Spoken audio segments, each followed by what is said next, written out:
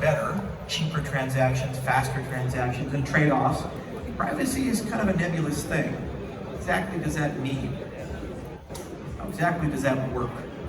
And also the same for identity. It took us as an industry 10 years of discussions and work to figure out how to create a standard just to represent identity. It's called the DID, the Decentralized Identifier, at the W3C. We worked on it, a lot of other people did. In fact, formed a foundation, the Digital Identity Foundation, 35 members. All these people came together, built frameworks. Great. Is that the game? No, we're not over yet. We have all kinds of things like, well, now you have a representation. Well, how do you prove properties of it? Well, we have to create an on-creds as a standard. What about your creditworthiness or your reputation management? That's a subjective, not an objective thing. Objective is, when were you born? Subjective is, are you a good person? Well, it depends on who you ask. Some people in this room like me. Some people do not. They're getting up and leaving. So, subjectivity of reputation. How do you quantify that? How do you build marketplaces for that? This is the challenge of identity. The same for privacy. When you look at privacy, what are we actually talking about? Like, to whom? What guarantees do you get? What's the portability of that? How do you disclose that? How much overhead is required? Is it private forever to the end of time? Is it private for a little while? Is it private within a certain security model? So this is the next generation as we talk about these things. But then there's also a meta problem in the blockchain space. We've gone from too few to too many. There's more than 40,000 blockchains. There's millions of assets all around. We all have perverse incentives to hate each other, not pay attention to each other, dislike each other. Why? Because we have tokens. You have token A, you have token B, and token C, and token D. You put your names in, and you go and talk to these people, and if the person owns the token, it is virtuous and good. And if it's competing against another token, that token is evil and bad. Bad holding. That's the world we live in. And guess what? You can never build an economy where people's financial incentives are at risk. People, no matter what their politics and beliefs are, will always default to their incentives. It's a reality of human nature. So then how can we build a space that has interoperability and everybody's working together and collaborating and it's good for the consumer if the system, by its very design, promotes, incentivizes, and rewards fragmentation? It's a problem. So that's the fourth generation in a nutshell. Is there a way to have computational privacy? Is there a way to have identity? Is there a way to get around the incentives problem and actually get everybody to work together? Nope. All right, well anyway, it's been great. Actually, it turns out, the last 6 years, we've been thinking about this, we've been working on this. Input Output is a magical company. In addition to being a great engineering firm, most noted for building Cardano, we also have labs all around the world at Stanford, and CMU, and University of Edinburgh, and Tokyo Institute of Technology, 168 scientists that work with us. We published 223 papers, over 10,000 citations. Rigorous academic papers where we ask these questions in a very foundational way, very fundamental way of thinking about it. And what we did with these papers is we try to figure out a light blend of these types of things. And I said, you know what would be really cool? Is I've been in the space for so long, I've gotten to a point where I just like solving problems. And I don't like working with the VCs, and I don't like the normal economics of this space. It would be really cool just to build something and give it to everybody that actually solves a real problem. So, 6 years of hard work, we created something called Midnight. October 1st of this year, it's reaching the testnet. It's been in the DevNet for a little while. If you go to midnight.network, we can build on it. And the first thing we figured out on how to do with Midnight is we created a private smart contract stack called Kachina. And you can write smart contracts in TypeScript. Anybody can do that. It's a pretty simple language. Second thing we figured out is we're building what's called a hybrid application model.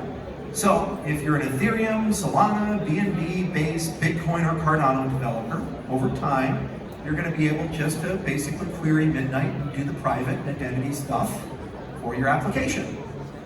And you pay your transaction fees with the underlying currency. Ether or Sol or Bitcoin or what have you. So you don't really care too much about tokens now, do you? Call these hybrid applications. They're good ideas. Now, it turns out it's really hard under the hood to do this, but that's what we do. We do the science part. And then there's a question of incentives and distribution. Ordinarily, I've been in space so long, I kind of know all the dirty tricks. What you do is you go to a VC, they give you a bunch of money, they get founder tokens, and then they dump on retail, and the network launches. You know who you are. You do. And they make great money. And then the ecosystem collapses, and the next thing goes, the next thing goes, the next thing goes. That's not how we get ahead.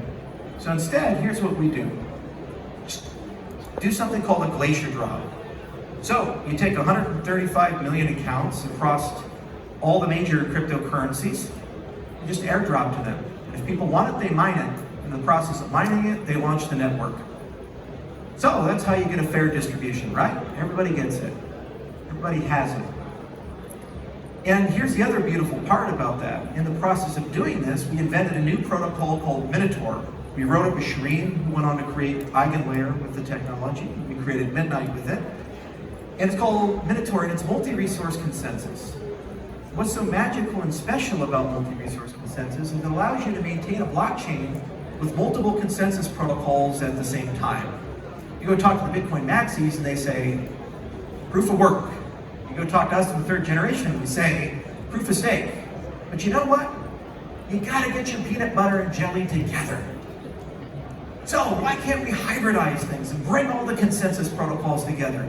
And guess what? If you have the validators maintaining the state of the system together, you can pay block rewards to them. So you start looking like a layer 2 to everybody. Doesn't that bring everybody together if every system is working together? That's Midnight. It solves real problems. If you hold any of the major cryptocurrencies, you already own it. Congratulations, you're welcome. Papa Charlie took care of you. You got hybrid applications. You pay in the currency that you know and love. You don't have to actually do anything. You don't have to leave the network effect of your network. And you can borrow security and consensus from all the other systems. And because you're doing that, your consensus layer is directly observing all of the major cryptocurrencies, which means you're also the single best oracle chain and bridge system around. And because you have all the privacy tech, what do you have? You have recursive snarks, which by the way are also upgradable, because we care about these things with love. I'm Italian, you have to make things with love. And because of that upgradability and because of that recursion, it also means that you can use it as a data availability layer. All kinds of magical things. So, that's the fourth generation. It's the generation that brings us together. It's the generation that gives us identity. It's the generation that gives us our privacy and for the first time ever allows blockchains to keep a secret. And it's the generation that opens up the floodgates and allows us to finally have the trillions of dollars of real-world assets that are waiting on the sidelines that require these things to come into the cryptocurrency space. That is the last generation we need. Because at that point, everything is just iteration. At that point, everything is just, is it the right asset or is it the right partner? But this is what's going to bring the medical records in. This is what's going to bring ESG in with supply chains and measure the carbon of every business in the world. This is what's going to bring the financial markets in because you don't have to reveal your trading strategies to trade on chain. This is what's going to allow you to have DAOs that live 100% on chain because the DAOs, for the first time ever, can keep a secret. And thus, a real business can be on chain. And you know what? By giving it away to everybody, like Satoshi did with Bitcoin, just mine it if you want it, it means the whole industry, for the first time ever, has one thing that they can care about together and agree about. I have 30 seconds left, and I'll spend them this way. Great things in life come as a result of working together and cooperating with each other. The Apollo mission had 1 million people work on it.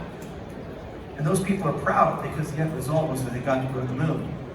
We want to go to the moon and beyond in crypto. We have to start working with each other, and we do that by giving each other incentives to do so. So thanks for spending 20 minutes with me and learning about the generations. I really appreciate it, and I can't wait to see what you build on Midnight, and I can't wait to see the next 10 years in crypto. It's been a wild ride, and it's going to be even more wild. Cheers.